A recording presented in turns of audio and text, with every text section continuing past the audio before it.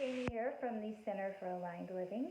Thank you for tuning in today. It must be Tuesday because I am making a post, and I hope that you're having a great day wherever you are. Here at the Center for Aligned Living, we work in service of empowering individuals to live to their fullest potential through conscious living, and we do that in a number of ways. Intuitive readings, gentle guidance, alignment coaching, workshops, just meeting you where you are and finding out where you want to be that's different, and then working to narrow that gap, giving you tools to empower yourself to reach your goals and to live your authentic life. And today, I usually don't do this, but I have a visual that I want to pull out. So hopefully you can see this. Maybe it's backward. I don't know how all that works. I didn't think about it. Busy. Anyway, so we talk about alignment, right? So if you look at alignment as centered, you're centered, you're balanced, you're in check, you're pulled together, you're living in the moment, and you're basically just paying attention to what's going on around you and inside of you, okay? So you have your center, and then across here you have responses or reaction, okay? So where do you think your point of power is? Right there where it cross-sects. Okay, right there. Boom, right there. If you are living consciously and in the now and you're paying attention, then your responses and your reactions aren't going to be way off to the side, okay? I mean, it can happen if you have a trigger. You could be triggered and whoo, there you go off the road. You're off the reservation. You're just not living in reality, because I've experienced it. You've probably experienced it. Maybe you're not aware. Probably not aware when it's actually happening, because you actually go into this different world, this alternate reality, which is your subconscious mind, based on something that happened to you in the past, you're creating this situation that everybody else could be looking at you like you have lobsters crawling out of your ears, because your response could be so far off base that, that's what it's like when you're being triggered. But you don't really know it when you're in the situation and you're just responding and you're stuck in this pattern, okay? So what do you do? How do you get to that point? How do you get centered? What's the first thing that you do? The first thing that you do is you stop looking outside yourself.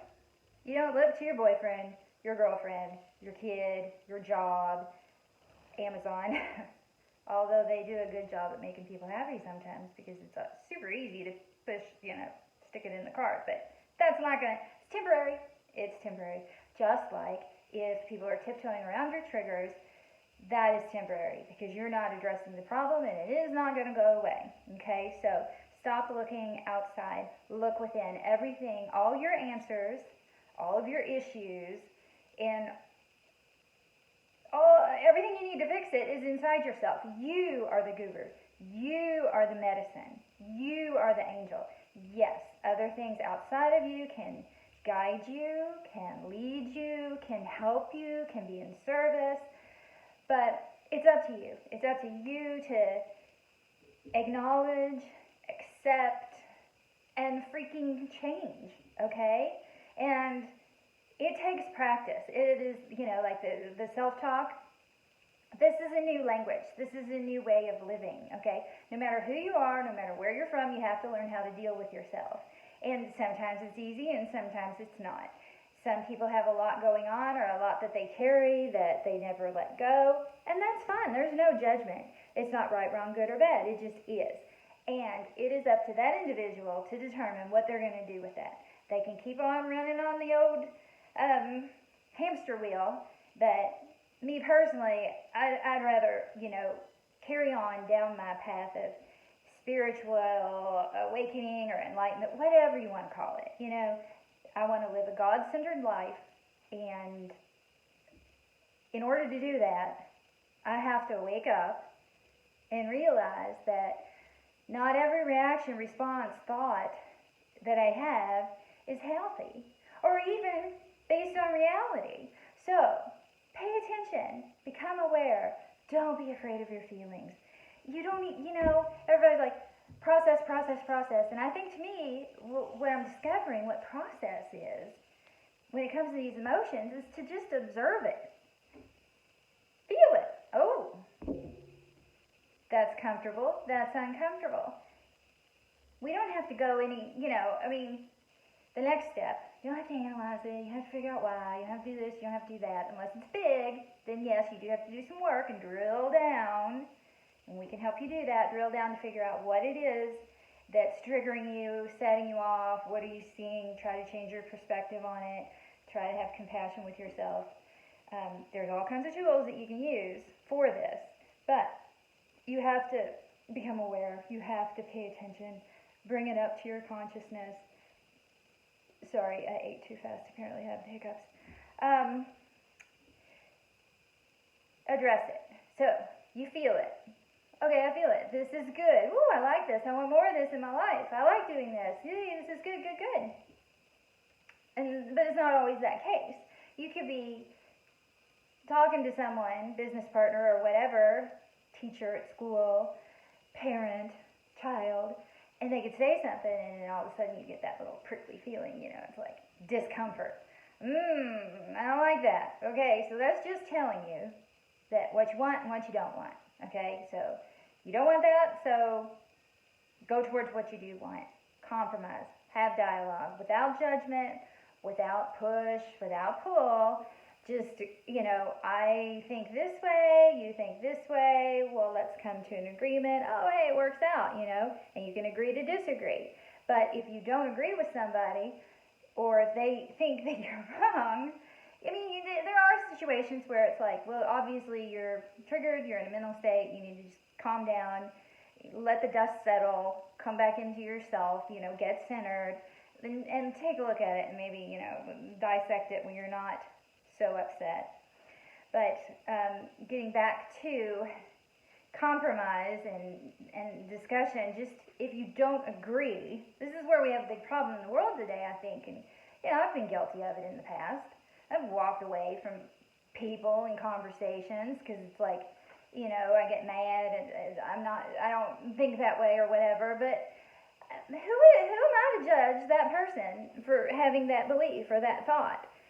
You can discuss it in a compassionate way, but they think that way for a reason, and it's not your place to change it, and it's not the recipient's place to feel bad about how they feel or what their view is. Are you following me here? Don't let the opinions of others who have no real idea of what's going on inside you, because no matter how well you know somebody, you still don't know all the inners and outers workings of this individual. I just don't think it's possible. Maybe I'm wrong. Anyway, if you're on the recipient end of somebody's telling you, well, I disagree, but they take it a step further to tell you that you're just flat out wrong and they're judging you, please, just take that for what it's worth. And it's not much. There are situations. This is the Libra in me seeing both sides. There are situations, yes, where you're probably wrong, but you need to allow people to be wrong and allow people to make their own mistakes, okay? They're going to have to clean it up. It's them. It's on them. It's their responsibility. But don't let someone else's opinion make you think less of yourself, make you think you're wrong, make you think you're not normal, because we are all at this point. Every human being, pretty much, I think, especially the more responsibilities that they have, are subject to reactivity, okay? And not everybody gets it right every single time, okay? Maybe some people hide it better than others. But we're all human, and we're all going through this experience. And stop looking externally. Look within. You're the one. You. And if you need help, fine. We all need help sometimes. Reach out to somebody. Get some help. So, coming back to this getting aligned, the easiest thing to do besides, those stop looking externally, you gotta do it yourself, So, first step in doing it yourself. What's that? What does that look like? Give me a hint. Well, how about be intentional? Before you hit the ground in the morning, your feet hit the ground, take a small moment right then and set an intention for the day. It can be huge. It can be tiny. It's up to you. I'm going to be peaceful today. Okay? That's it. Fill in the blank. Set an intention. And then remind yourself of that throughout the day. But if you start off that way, you have a better shot. But if you forget to do it, feel free to go back at any point during the day, and it can change. Just chip away. Work towards developing these new patterns of thinking, these new thoughts, this new self, okay? So, set an intention. I like that. Also, you can take it a step further because we're so busy doing. You could take this setting an intention a step further, and you can incorporate some type of a ritual with it, like, to really, soup up, super energize your intention. You can, maybe wear a specific bracelet or carry something in your pocket that, when you're upset, you put your hand there, or you look at your bracelet and you remember your intention for the day, right? You can light a candle. You can just breathe. You can meditate on it. You can do whatever you really want. Just kind of, you can develop a habit. And I love developing habits through rituals because they're just fun, and it's like a tangible thing. And you step outside of the chaos and you step into a sacred moment. You create just a tiny little space, or elaborate. Be my guest. Do whatever resonates with you, and create a ritual that you can go to at any time, any place, or maybe you have a special place. Anyway, set something up. If you need some ideas, let us know. I love this stuff. You can use crystals, you can use flowers, you can use oils, you can use a picture, set up a little altar as a reminder, set up anything, carry things, like I said, wear something, do some geometric shapes, color one for the month and make that your intention, and then you meditate on that, and that has a specific intention behind it. It's fun. Just, start doing stuff like that. And it just kind of makes it sacred, makes it special. And it's like when you go to school. You go to school when you want to learn something, you go to school typically, right? So if you want to deepen your spiritual practice or work on better at getting aligned faster or whatever, maybe you need a space to do it, or maybe you need a reminder.